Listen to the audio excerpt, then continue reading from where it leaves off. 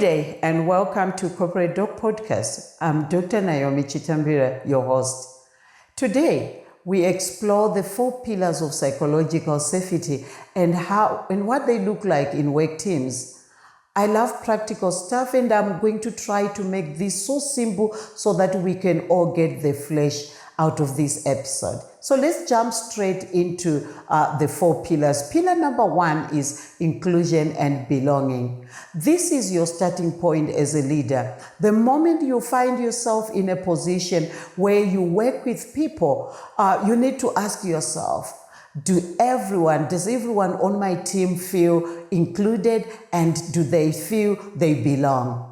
I know the word inclusion and belonging, especially the word inclusion, can bring some memories of some stuff going on in the workplace. But I want you to remember, inclusion and belonging means you as a leader, you've got the power to make sure everyone on your team, that diverse team that you lead, feels included and experiences a strong sense of belonging.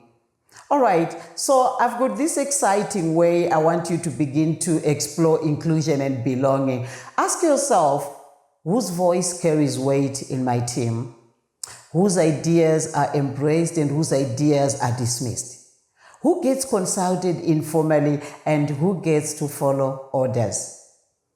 Inclusion and belonging also means respecting hierarchy without silencing insight. That sounds very exciting. Respecting hierarchy without silencing insight, because most of our organizations have got structure. And if you're going to operate in a system that is structured, you need to learn to respect the hierarchy. But we must make sure as leaders that does not silence insight. Another way is also valuing experience without dismissing fresh perspective. I'm touching on this because there are real issues within the workplace. You know, sometimes you're just coming in, you've got new ideas, you share the idea and you get the sense that you know the right person to share the idea. And that's one of the fastest way to lose psychological safety within the team. So pillar number 1, inclusion and belonging, manifest in 3 ways in teams. And I would love us to run through what the visible artifacts we see in teams that value inclusion and belonging. Number 1, team members feels respected, accepted, and valued. It doesn't matter your background. Doesn't matter you just left school, you just left university, or you're just a fresh graduate trainee, or you're about to retire. You feel respected, accepted, and valued. Team members are authentic. They bring their authentic self to work and without fear of being marginalized.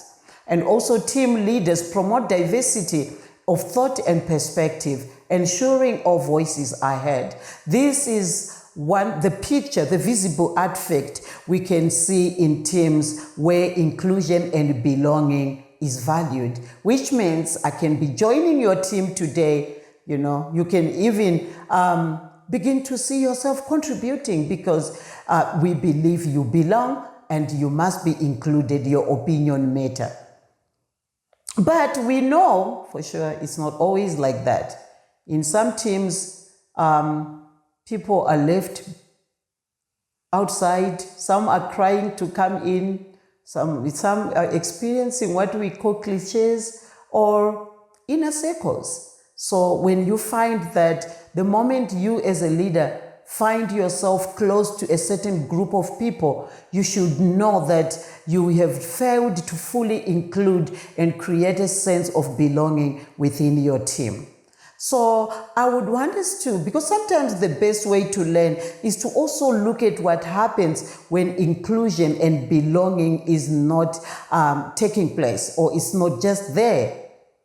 You can learn from the opposite of what it's supposed to be. Team members rarely speak up in meetings. When there is lack of inclusion and belonging, team members rarely speak up in meetings. They are more comfortable with side conversations.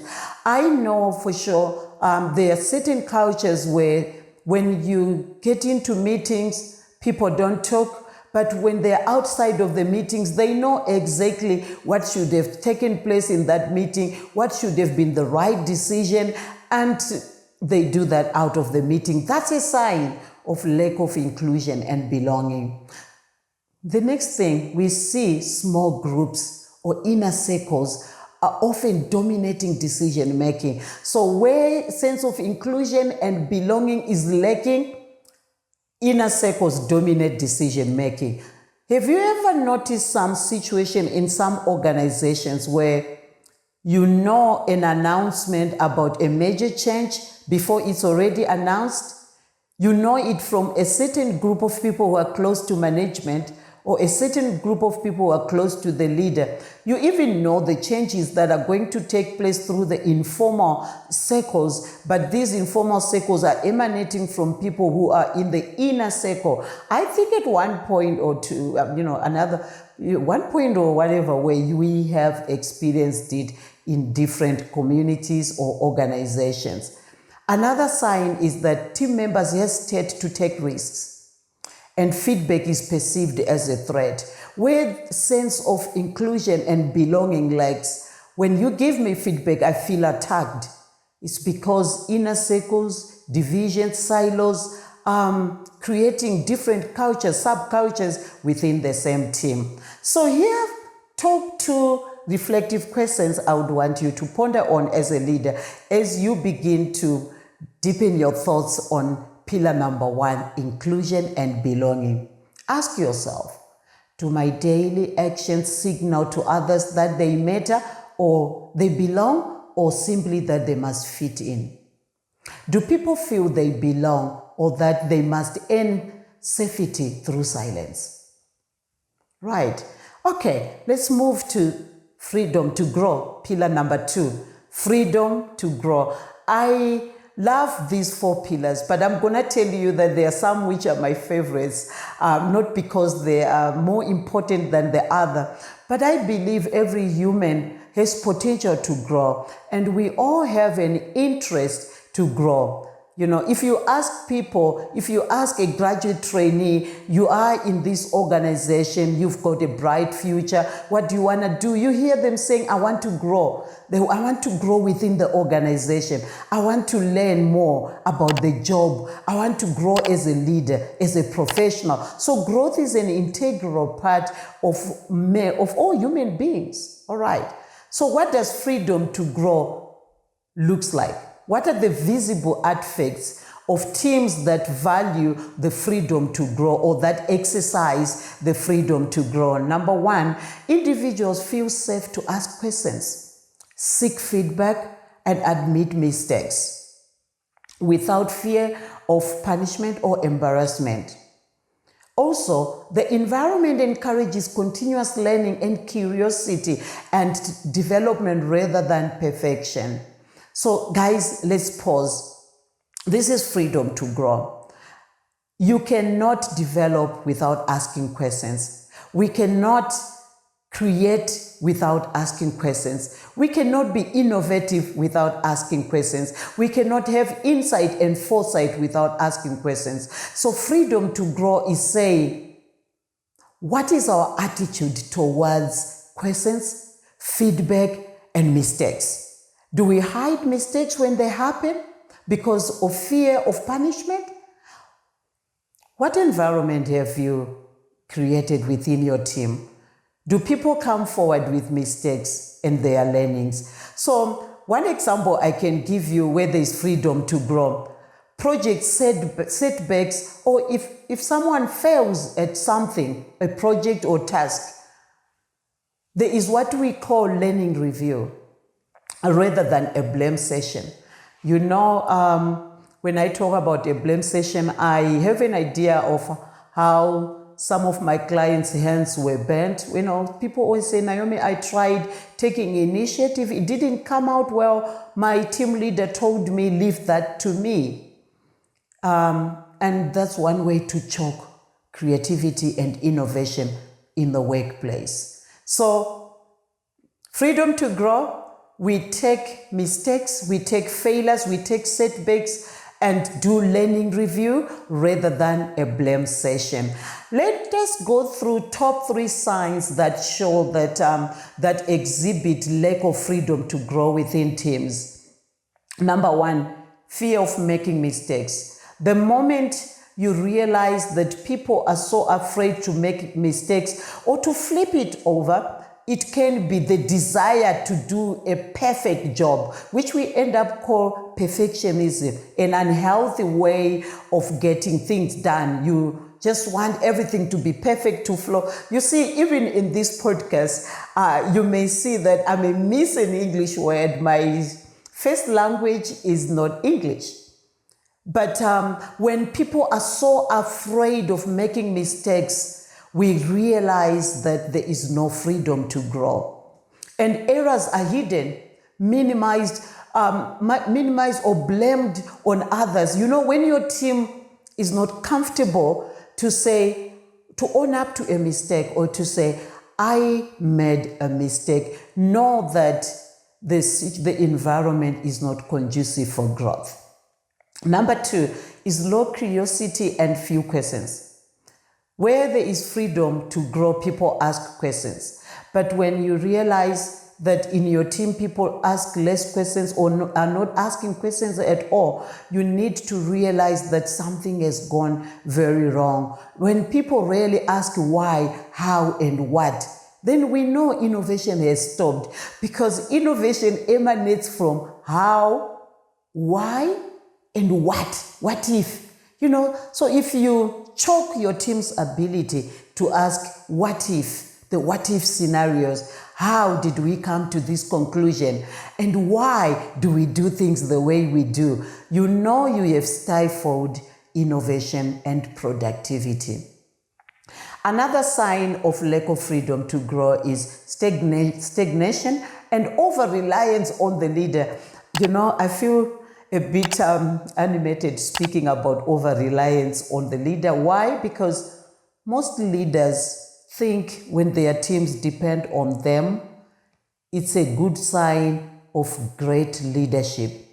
I've got some news. It's a sign of lack of leadership. Great leaders enable others to act. Great leaders empower their team members to be leaders too. Great leaders don't create followers, they create leaders. So when there is an over-reliance on you, for a while, it may sound very exciting when the team says, you know, Naomi, we're following you through, we need a decision on 1, 2, 3. We couldn't make a decision on 1, 2, 3, and we need you to. You go on holiday, people are calling you. You on sick leave, people are calling you. That may make you like you're the man of the show, but leadership isn't about a show. Leadership is about enabling people to act, and leadership is about creating leaders, not followers. So remember, I once shared about a team leader who said, my team doesn't talk in the first episode. When I worked with him, after some few discovery sessions and him going and put those actions into play, you know, like with coaching, we do the discovery sessions, we do the deep conversations, I call them. But the job is for the client to go and implement. He came forward, he said, Naomi, I realized as a leader, I was more of a blame session facilitator whenever a mistake happened. But when I shifted to learning review, I've seen people coming forward with ideas, and my team is getting more comfortable to speak. That signifies that growth requires safety. So guys, professional growth and personal growth and team growth requires safety. And that safety is the psychological safety we are talking today. So if you want to promote freedom to grow in your team, I'm leaving you with 2 reflective questions on this one.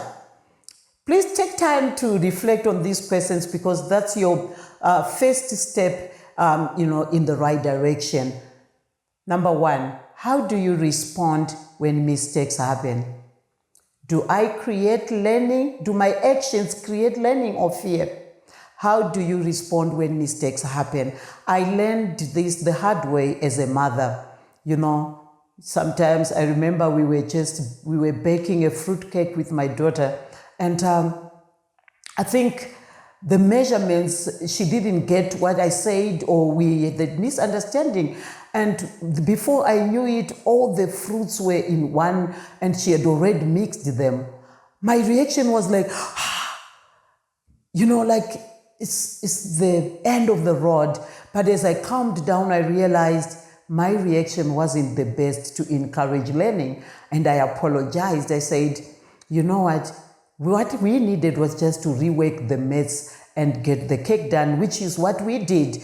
So sometimes as leaders, we do not notice that the reaction speaks volumes. And very few of us have got the courage to go back and say, you know what, my reaction wasn't appropriate, and I think I didn't take that well. I need to apologize, and this is how we need to do things. Well done on that. We made a mistake, but we needed to solve it. So I got to do that with my daughter, and I really felt that, you know what, that was a deep lesson on psychological safety, because sometimes as coaches, we are talking about these concepts. We also want to experience them in few. I love to experience them in life, so that when I come and talk to you guys, I'm not just talking about theory. I'm talking about the real issues we really face as leaders, whether in communities, at work, or at home. I believe you are a leader everywhere you are, So the other question you need to reflect on is, what signals am I sending about curiosity, experimentation, and development on my team? Especially experimentation. We know experimentation comes with a cost, and it can be an organizational culture thing that we don't just promote experimentation, and at the end, it stops people from growing.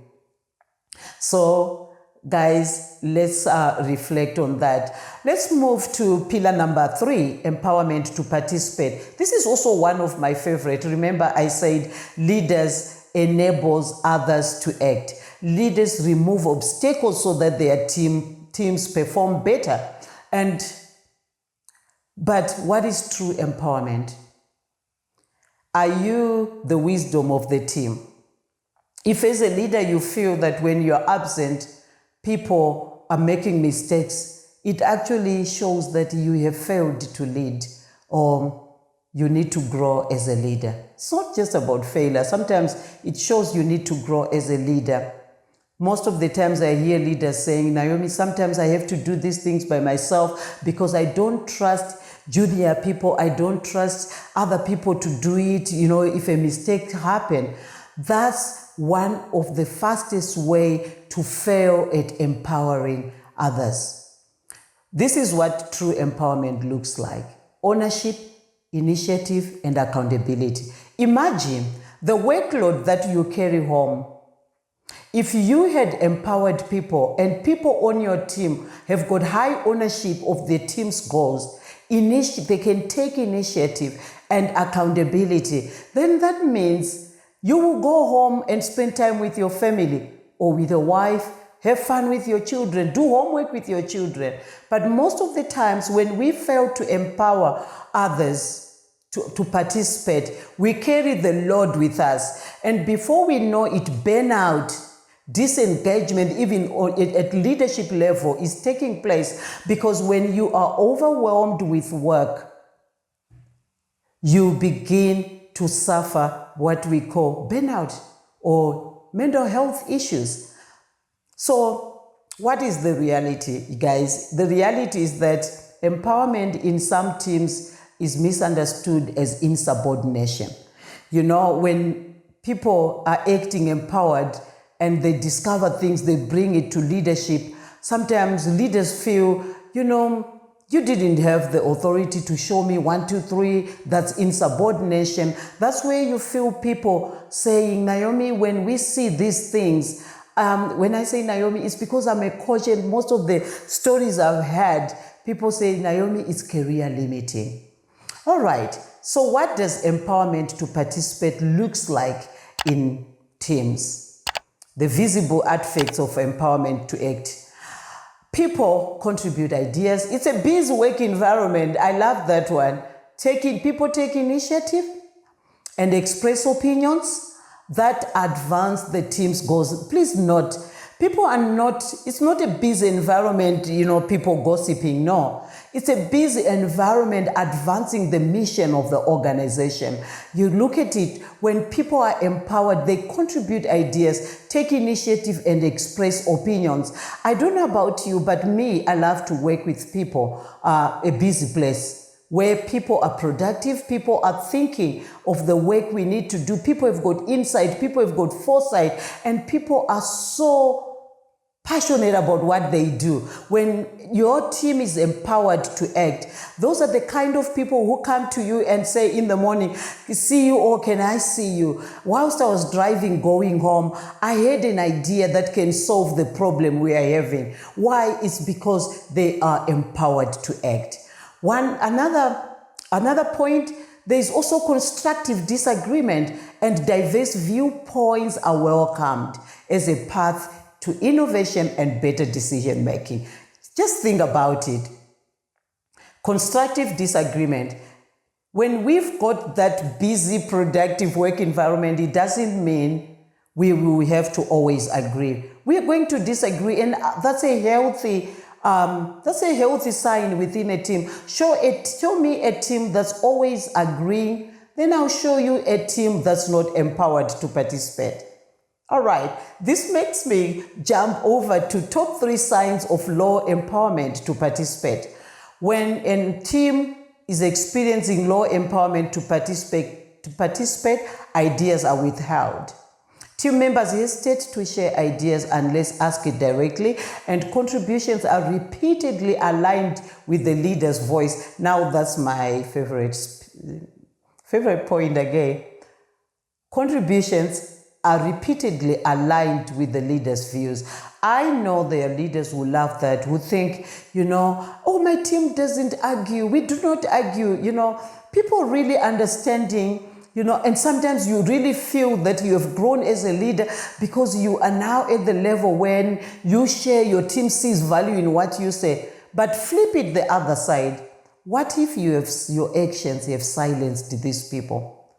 So ideas do get withheld. It's not a good sign when everyone on the team is always sharing ideas that are aligned to your views. As a leader, you need to shake that situation up, shake that environment, and tell them, I want you to become a devil's advocate, and this is my opinion. What can go wrong? As a leader, you are already beginning to open the channel for psychological safety, for people to challenge you. There are creative ways of doing so. For example, if a team has not been comfortable to share, you can just tell them share. They are not going to share because they are afraid. Maybe once they shared and it was career limiting. So you need to find creative ways, like let's play the devil's advocate to this idea, and you lead it and they follow through. In that you're training your team to participate. Number 2 is low ownership and passive compliance. In most organizations, most teams, especially teams that supports other teams, they always share with me the agony of passive compliance, where people say they agree with the idea, but in actual fact, they are not committed to it. And they are disengaged around it. You can actually see that it was just passive compliance. Yes, we can say no, but we need to do it. Number 3, you will see in that team where a team that lacks empowerment to act, dominance is by a few voices. Those are the teams where you know that if you want your idea to run, go through the CEO, PA, or go through so and so that your idea can run. If you want to speak to your director and your idea to run, go to manager X, because manager X is so close to the director, and if they support you, your idea is going to go through. You can see the danger in that, right? You can see the danger in it. It means if manager X's idea doesn't flow, what are the risks? Right, the risk could be the director doesn't find it helpful, or the director was not convinced by his inner circle. And that's a dangerous way to lead. So remember, I said this is about practical approach to learning. So here are top 3 reflective questions you need to ponder on. Whose voices are missing in your team conversations? And what am I doing that might be silencing them? So let me put it in first person. Whose voice, first person language, right? Whose voices are missing in my team conversations? And what am I doing that might be silencing them? Do my responses to ideas encourage ownership and initiative? You know, one young graduate trainee brought a new idea to their manager, and their manager said, it sounds like a good idea, but that's so too early for you to try to change things. And also, let me tell you one thing. You know, I don't think people here are ready to accept this idea, because for the past 7 years, we've been finding this approach working very well. The guy said, that's when I realized in those interviews, when they ask you about your passion, they don't really mean it. You know, what value do you bring to the organization?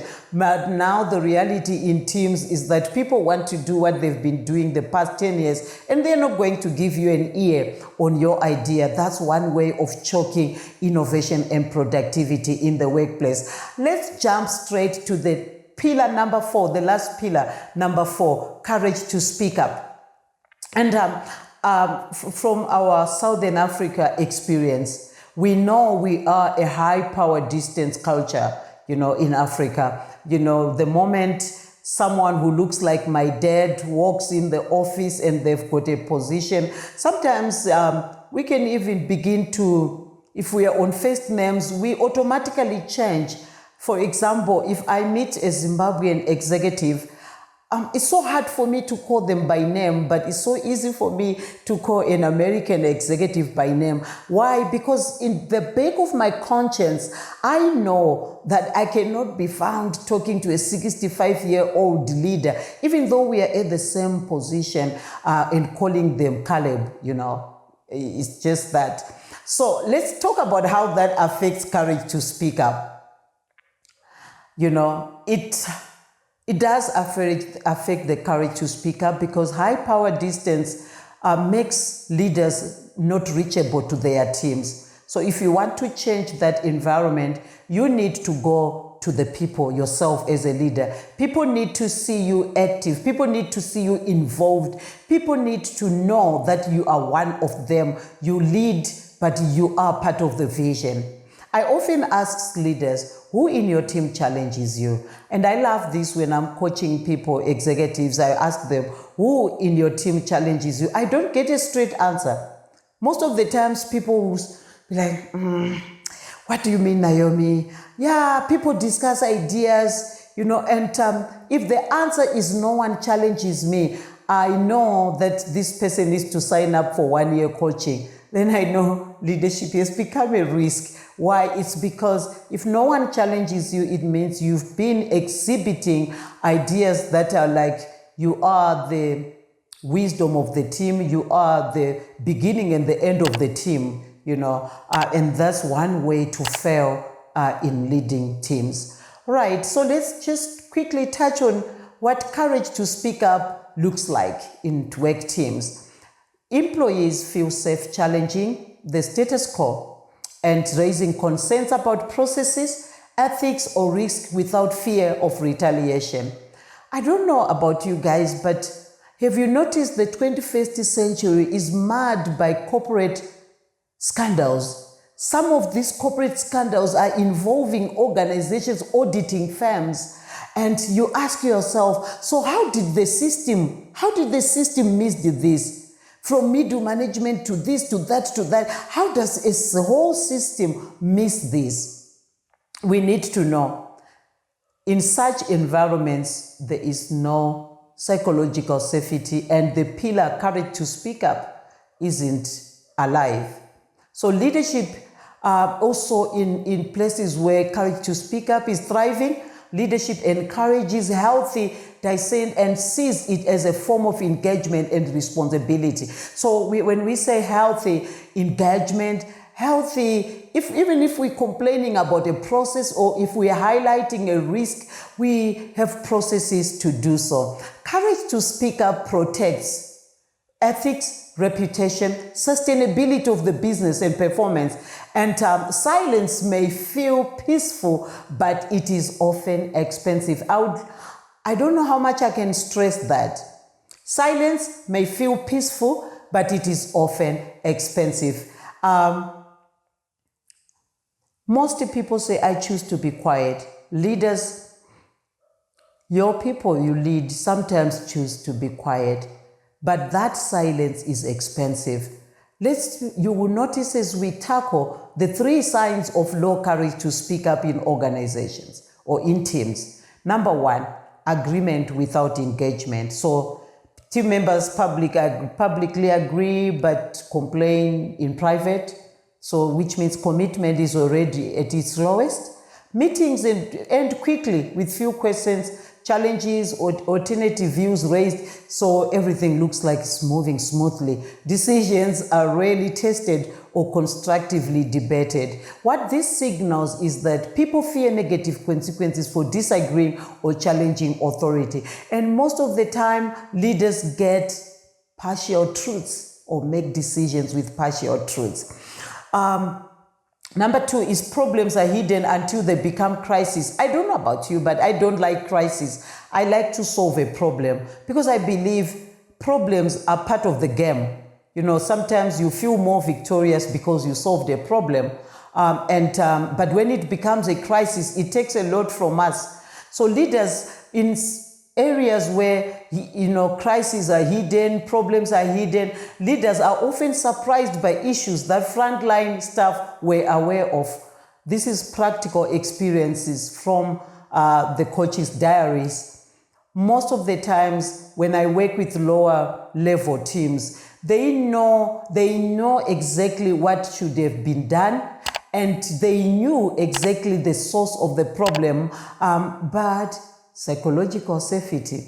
And so what this signals is that people feel unsafe to talk, and it's pointless to raise an issue if it makes if it limits my career. Number 3, third sign, low ownership again and passive compliance. We have spoken about this. So courage to speak. Reflection for you as a leader. It sounds a bit unsettling to have people talking, because we all want to look perfect. We all want to do things right. But please listen, when your team has got the courage to speak up, they've got your back. When your team has got the courage to speak up, I repeat, that is a team you can say, my team has my back. So relax and ask yourself as a leader, how do I respond when challenged? Does my response invite or shut down honest input? When was the last time someone challenged my thinking? Very sober. When was the last time someone challenged my thinking? Right. So guys, this brings us to the end of episode 2 on the 4 pillars of psychological safety. In the next episode, we explore practical ways to inspire bottom-up innovation through psychological safety. So stay with me. It's going to be more exciting. Thank you for tuning in to the Corporate Dog Podcast. Until next time, lead wisely, lead courageously, and be blessed.